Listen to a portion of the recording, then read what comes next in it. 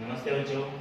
आज हम कक्षा 12वीं कॉमर्स का व्यवसाय अध्ययन का एक प्रकरण नया चैप्टर शुरू कर रहे हैं, नेतृत्व। इसको लीडरशिप भी बोलते हैं इंग्लिश में।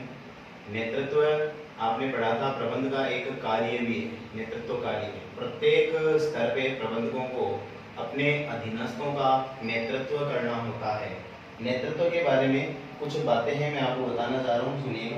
प्रबंध जगत में नेतृत्व का अपना एक विशिष्ट स्थान होता है। एक विशिष्ट स्थान होता है। जिस संस्था में नेतृत्व प्रभावशाली होता है वह संस्था सफलता प्राप्त करती है, अपने उद्देश्यों को प्राप्त करने में सफल होती है।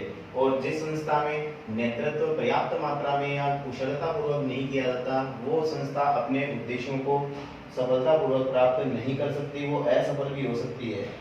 तो हम यहाँ नेतृत्व को पढ़ने जा रहे हैं, ध्यान से सुनिएगा। नेतृत्व का अर्थ क्या है? नेतृत्व का सामान्यतः अर्थ है, नेतृत्व का आशय किसी व्यक्ति के उस गुण से है। देखिए, नेतृत्व जो कार्य है प्रबंधकों का, उसको किसी व्यक्ति का गुण बताया है। गुण, यहाँ हम प्रबंधक की बात कर रहे हैं, जो किसी व्यक्ति के बारे में बात की जा रही है, प्रबंधक की बात करेंगे। तो नेतृत्व से आशय किसी व्यक्ति के उस गुण से है जिसके माध्यम से वह अन्य व्यक्तियों का मार्गदर्शन करता है। एक बार फिर से इसका अर्थ सुनिएगा। नेतृत्व से आशय किसी व्यक्ति के उस गुण से है जिसके माध्यम से वह अन्य व्यक्तियों का मार्गदर्शन करता है।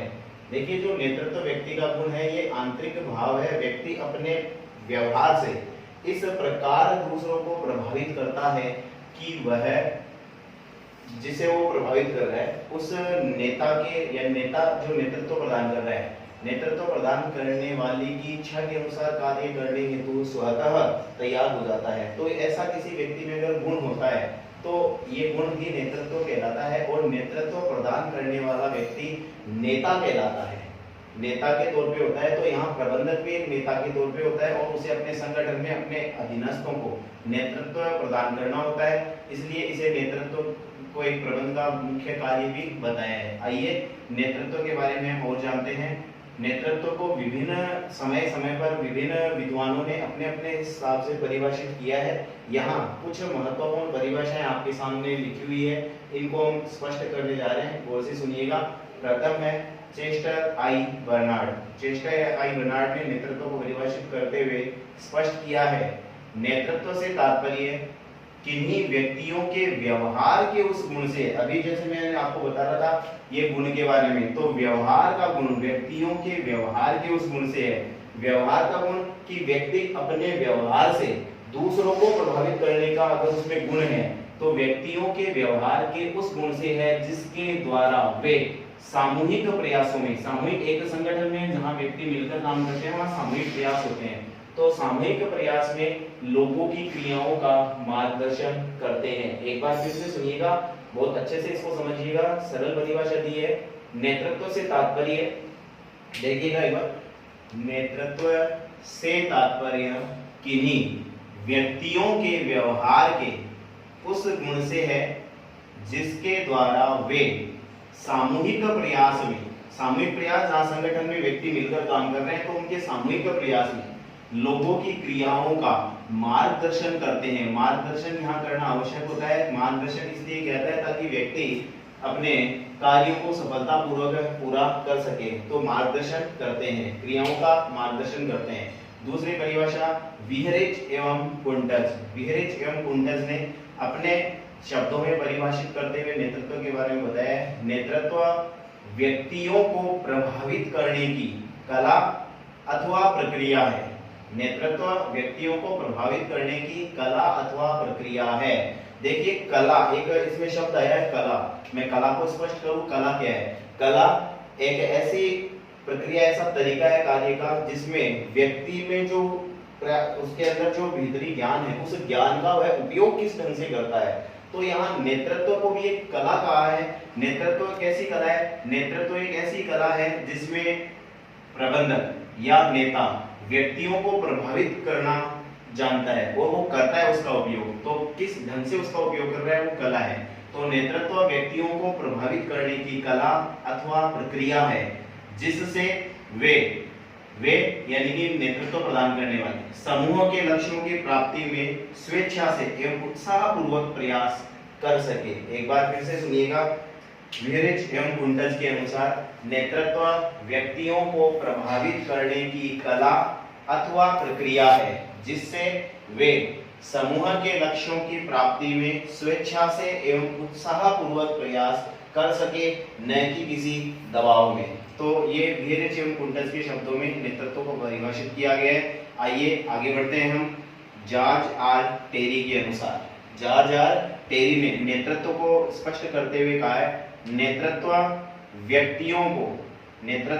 व्यक्तियों को, यहाँ व्यक्तियों से तात्पर्य है जो अधीनस्थ कार्य कर रहे हैं उनसे, तो नेतृत्व व्यक्तियों को पारस्परिक उद्देश्यों के लिए, पारस्परिक उद्देश्य यानी कि संगठन में काम करने वाले प्रत्येक व्यक्ति का उद्देश्य संगठन के उद्देश्यों को प्राप्त करना होता है, तो यहाँ पारस्परिक उद्देश्यों के लिए नेतृत्व व्यक्तियों को पारस्परिक उद्देश्यों के लिए स्वैच्छिक अपनी इच्छा से प्रयत्न करने हेतु प्रभावित करने की योग्यता है। देखिए इसमें यहाँ इन्होंने योग्यता लिखा है, किसी ने इसको गुण लिखा है और इन्होंने इसको कला या प्रक्रिया लिखा है, बात सारी एक ही है। तो एक बार फिर सुनिए, नेतृत्व व्यक्तियों को पारस्परिक उद्देश्यों के लिए स्वैच्छिक प्रयत्न करने हेतु प्रभावित करने की योग्यता है। किसी व्यक्ति में अगर ये योग्यता होती है कि वह दूसरों को प्रभावित कर सके, तो वह योग्यता या गुण वो नेतृत्व कहलाएगा। तो ये जॉर्ज टेरी के अनुसार आपने इसको जाना। आगे है फ्रैंकलिन जी मुरे के अनुसार, फ्रैंकलिन जी मुरे ने अपने शब्दों में स्पष्ट करते हुए एक बहुत छोटी सी और सरल सी परिभाषा दी है। क्या है सुनिए, नेतृत्व व्यक्तियों को नेता की इच्छा के अनुसार, नेता जैसा चाहता है, नेता वो होता है जो नेतृत्व प्रदान कर रहा है, तो नेतृत्व व्यक्तियों को नेता की इच्छा अनुसार क्रिया करने के लिए तैयार करने की योग्यता है। इन्होंने भी योग्यता बताया जिस प्रकार जॉर्ज टेरी ने बताया था।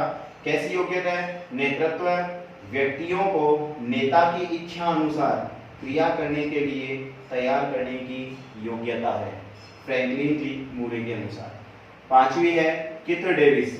किथ डेविस ने अपने शब्दों में इसको स्पष्ट करते हुए लिखा है, नेतृत्व दूसरे व्यक्तियों को पूर्व निर्धारित उद्देश्यों को, पूर्व निर्धारित जो संगठन में नियोजन के समय संगठन के उद्देश्य जो निर्धारित किए गए हैं, तो पूर्व निर्धारित उद्देश्यों को उत्साहपूर्वक प्राप्त करने के लिए, उत्साहपूर्वक का मतलब ये है कि अपनी स्वयं की इच्छा से वो करे, न कि किसी दबाव में, तो उत्साहपूर्वक प्राप्त करने के लिए प्रेरित करने की योग्यता है। यह वह मानवीय तत्व है, मानवीय तत्व मतलब व्यक्ति के अंदर का गुण है, आंतरिक गुण है, जो एक समूह को एक सूत्र में बांधे रखता है। एक सूत्र में बांधे रखने का मतलब है कि वो सारे के सारे पूर्व निर्धारित एक ही उद्देश्य को प्राप्त करने की ओर अग्रसर होते हैं, तो एक सूत्र में बांधे रखता है और इसे यानी कि इस समूह को, एक समूह को इसे अपने लक्ष्य की ओर अभिप्रेरित करता है। एक बार फिर से सुनिएगा, किथ डेविस के अनुसार नेतृत्व दूसरे व्यक्तियों को पूर्व निर्धारित उद्देश्यों को उत्साहपूर्वक प्राप्त करने के लिए प्रेरित करने की योग्यता है। यह वह मानवीय तत्व है जो एक समूह को एक सूत्र में बांधे रखता है और इसे अपने लक्ष्य की ओर अभिप्रेरित करता है। तो इस आधार पर, इस प्रकार हम कह सकते हैं नेतृत्व वह व्यक्तिगत गुण है जिससे एक व्यक्ति किसी दूसरे व्यक्ति की इच्छा को, एक व्यक्ति किसी दूसरे व्यक्ति की इच्छा को इस प्रकार प्रभावित करता है कि वह संस्था के उद्देश्यों को प्राप्त करने के लिए स्वैच्छिक रूप से और इसी के साथ उत्साहपूर्वक, स्वैच्छिक रूप से और उत्साहपूर्वक कार्य करने के लिए तैयार हो जाए। तो ये नेतृत्व को परिभाषित इस प्रकार से किया गया है, आपने बहुत अच्छे से पढ़ा होगा। अब हम इसके बाद में नेतृत्व की विशेषताओं के बारे में जानकारी प्राप्त कर लेते हैं। नेतृत्व की विशेषताएं, नेतृत्व की परिभाषाओं का अध्ययन करने के बाद अगर आपने इसको अच्छे से स्टडी किया है तो आप इसकी विभिन्न प्रकार की परिभाषाओं को अच्छे से समझ पाएंगे। इन परिभाषाओं के आधार पर ही हम नेतृत्व को की विशेषताओं को बता सकते हैं। तो आइए हम नेतृत्व की विशेषताओं के बारे में जानते हैं। नेतृत्व की विशेषताएं, नेतृत्व की विशेषताएं, नेतृत्व की विशेषताओं में सर्वप्रथम है, जैसा कि आपने इसमें परिभाषा में भी पढ़ा था कि यह व्यक्ति का व्यक्तिगत गुण है, व्यक्ति का व्यक्तिगत गुण है। व्यक्तिगत गुण मतलब कि प्रत्येक व्यक्ति में ये गुण अलग अलग हो सकते हैं। किसी व्यक्ति में हो भी सकता है, किसी में नहीं भी हो सकता, किसी में कम हो सकता है, किसी में ज्यादा हो सकता है। हम इसको आगे अच्छे से समझेंगे। एक बार मैं विशेषताओं के बारे में आपको बता दूं कौन कौन सी है। दूसरी है अनुयायी। अनुयायी दूसरी विशेषता है अनुयायी। तीसरी इसकी विशेषता जो होगी वो होगी प्रभावित करने की कला। प्रभावित करने की कला, ये इसकी तीसरी विशेषता होगी। इसी प्रकार चौथी विशेषता होगी हितों की एकता। हितों की एकता। पांचवी इसकी जो विशेषता होगी वो होगी नेतृत्व क्षमता विकसित और प्राप्त की जा सकती है। नेतृत्व क्षमता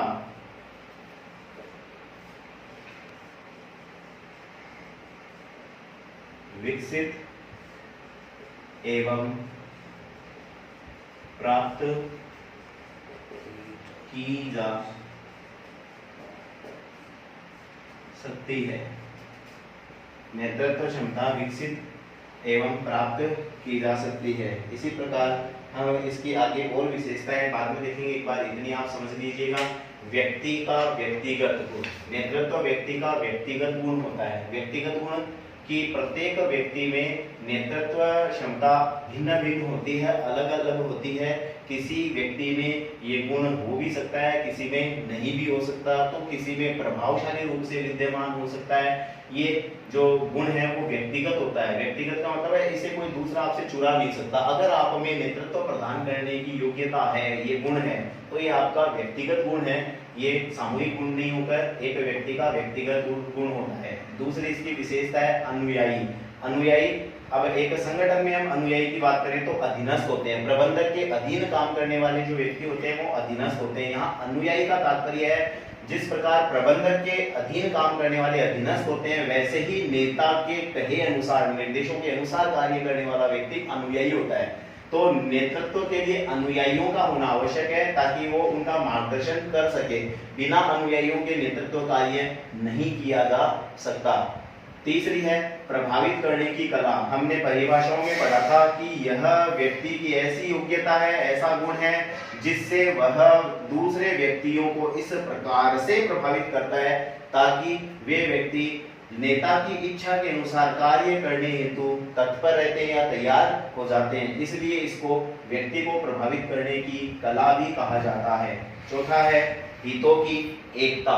हितों की एकता, यहाँ हितों की एकता से तात्पर्य है कि नेतृत्व का एक विशेष, ये एक विशेषता है हितों की एकता, जिसमें नेतृत्व अपने अनुयायियों के हित एक समान रखता है। यानी कि ये नेतृत्व प्रदान करते समय अनुयायियों को इस प्रकार का आभास कराता है कि आपके और हमारे हित एक समान है। आप जिस हित को लेकर चल रहे हो, संगठन के हित सर्वोपरि है, संगठन के हितों के साथ ही आपके हित है वो पूरे किए जा सकते हैं। तो यहाँ हितों की एकता होनी चाहिए तो ही नेतृत्व कार्य किया जा सकता है। तो नेतृत्व की एक विशेषता ये भी है।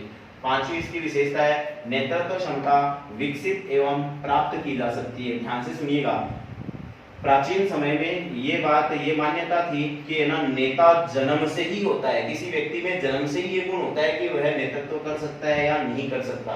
ये बात कुछ हद तक तो ठीक है, लेकिन ये सर्वथा सत्य नहीं है। क्यों नहीं है? क्योंकि आजकल शिक्षण प्रशिक्षण के माध्यम से ऐसे शिक्षण संस्थान हैं जो व्यक्तियों को शिक्षित एवं प्रशिक्षित करके किसी व्यक्ति में नेतृत्व क्षमता को विकसित कर सकते हैं। साथ ही साथ नेतृत्व क्षमता जो है वो व्यक्ति शिक्षण प्रशिक्षण के माध्यम से, अगर किसी में इसकी लालसा है, जिज्ञासा है, तो वह उसको प्राप्त कर सकता है शिक्षण प्रशिक्षण के माध्यम से। तो नेतृत्व क्षमता जन्म से ही हो ऐसा जरूरी नहीं है। हाँ, फिर भी मैं कहूंगा किसी व्यक्ति में नेतृत्व करने का गुण जन्मजात हो सकता है विद्यमान, लेकिन इसका ये मतलब नहीं है कि ना उसको हम किसी में डेवलप नहीं कर सकते। तो नेतृत्व क्षमता को शिक्षण प्रशिक्षण के माध्यम से विकसित किया जा सकता है और उसको प्राप्त की जा सकती है। तो इस प्रकार हमने ये 5 विशेषता इसकी पढ़ी। तो अगली इसकी जो छठी विशेषता है वो है, जो नेतृत्व है वो परस्पर संबंधों पर आधारित होती है। परस्पर संबंधों पर आधारित, परस्पर संबंधों पर आधारित। देखिए इसको आप अच्छे से सुनिएगा। परस्पर संबंधों पर आधारित का मतलब है कि यहाँ नेतृत्व प्रदान करने वाले व्यक्ति और जिनके लिए नेतृत्व कार्य किया जा रहा है अर्थात अनुयायी, इन दोनों में परस्पर संबंध अच्छे होने चाहिए। आपसी संबंध मधुर होने पर ही, जब एक दूसरे पर विश्वास होगा, परस्पर मधुर संबंध होंगे, तो ही एक व्यक्ति किन्हीं दूसरे व्यक्ति समूह को नेतृत्व प्रदान कर सकता है, उनका नेतृत्व कर सकता है। अगर विश्वास नहीं होगा तो अनुयायियों को नेतृत्व प्रदान करना नेता के लिए संभव नहीं होगा। तो यहाँ पर दोनों के बीच परस्पर मधुर संबंधों का होना आवश्यक है। अगला है 7वां, वो है अनुकरणीय आचरण।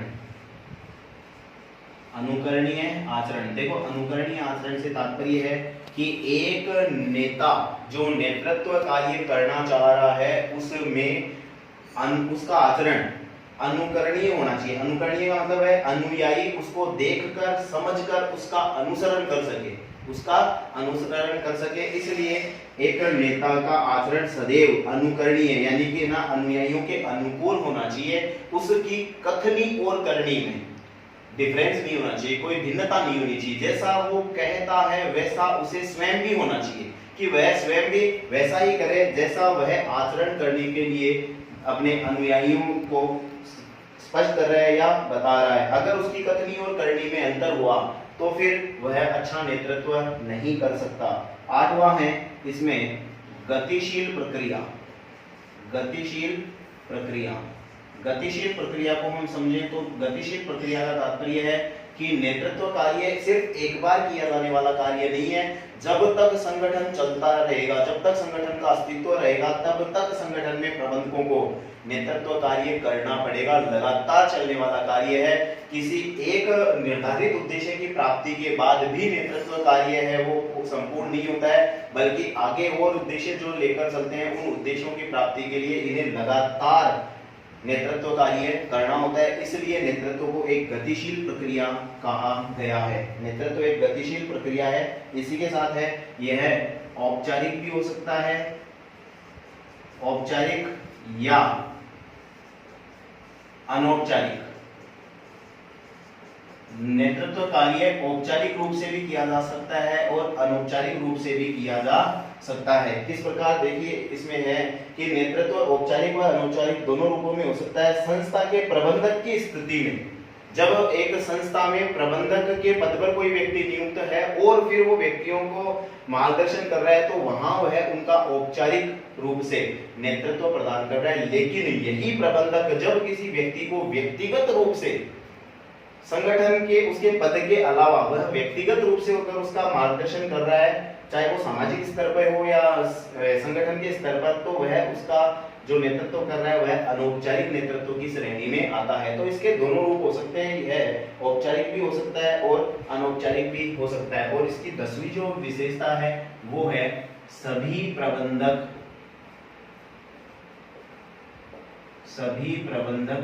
नेता नहीं होते। सभी प्रबंधक नेता नहीं होते। क्यों नहीं होते, ध्यान से सुनिएगा।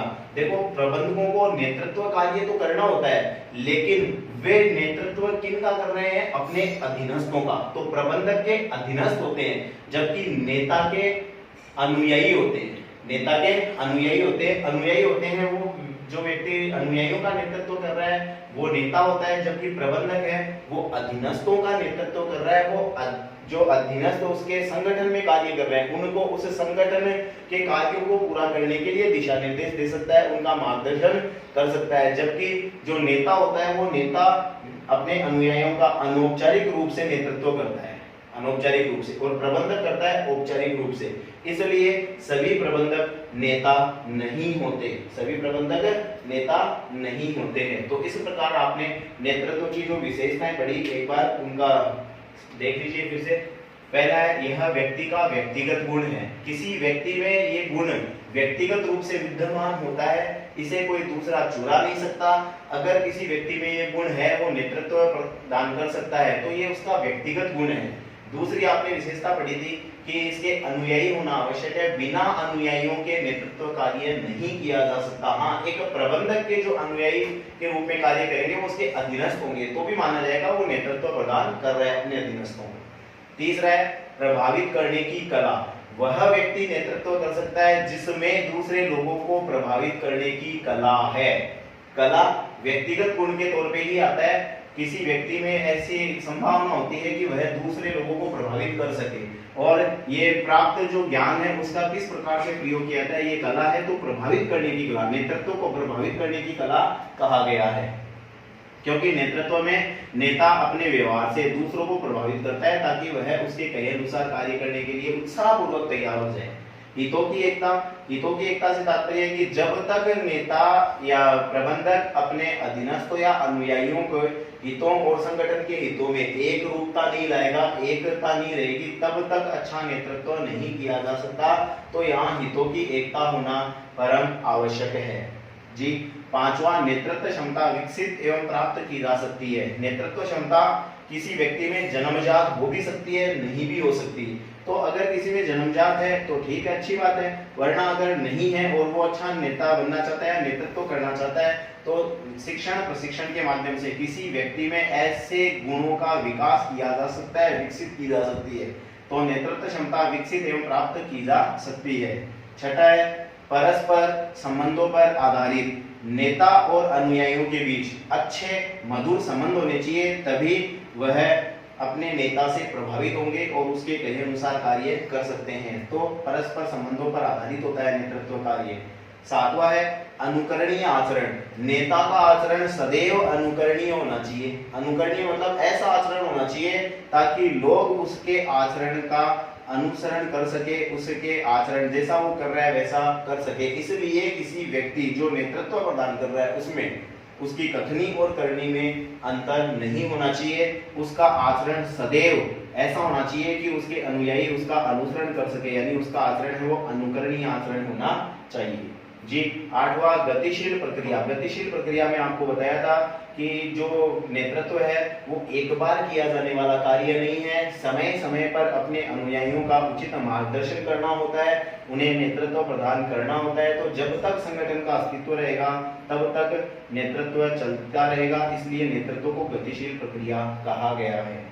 फिर है औपचारिक या अनौपचारिक। नेतृत्व औपचारिक रूप से भी किया जा सकता है या अनौपचारिक रूप से भी किया जा सकता है, दोनों रूपों में हो सकता है। जब प्रबंधक अपने पद के अनुसार अपने अधीनस्थों को नेतृत्व प्रदान कर रहे हैं तो वह औपचारिक नेतृत्व होगा, और अगर वह व्यक्तिगत रूप से उन्हें मार्गदर्शन दे रहा है, चाहे वो संगठन से संबंधित है या सामाजिक स्तर पे है, तो वह अनौपचारिक रूप से होता है।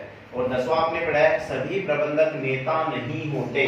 सभी प्रबंधक नेता नहीं होते। नेता वह व्यक्ति होता है जो मार्गदर्शन करता है, उसके लिए अनुयायी होना आवश्यक है, लेकिन है ना सभी प्रबंधकों के पास ऐसा गुण हो, ऐसी आवश्यकता नहीं है। तो सभी प्रबंधक हो नेता हो ऐसी कोई जरूरी नहीं है। तो इस प्रकार आपने विशेषताएं पूरी पढ़ी है। धन्यवाद।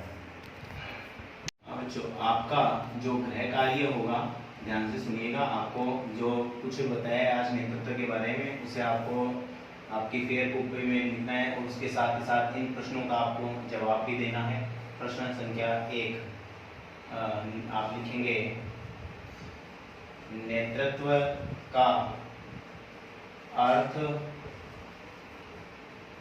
स्पष्ट करते हुए इसकी जॉर्ज टेरी के अनुसार परिभाषा दीजिए। जी, दूसरा आपका जो प्रश्न होगा वो ये होगा कि कीथ डेविस के अनुसार कीथ डेविस ने नेतृत्व को किस प्रकार परिभाषित किया है। परिभाषित किया है, ये आपको बताना है। और तीसरा आपका होगा जो डिक्शन है वो है चेस्टर आई बर्नार्ड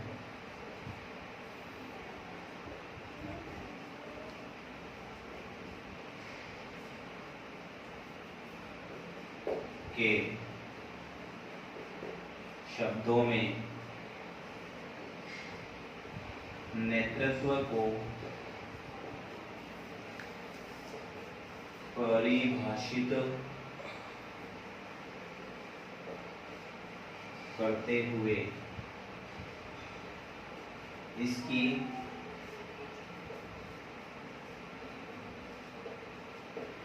विशेषताओं का उल्लेख कीजिए। इनकी विशेषताओं का उल्लेख कीजिए। ये 3 प्रश्न आपका गृह कार्य होगा जो आपको आपकी फेयर कॉपी में करना है और हमें भेजना है।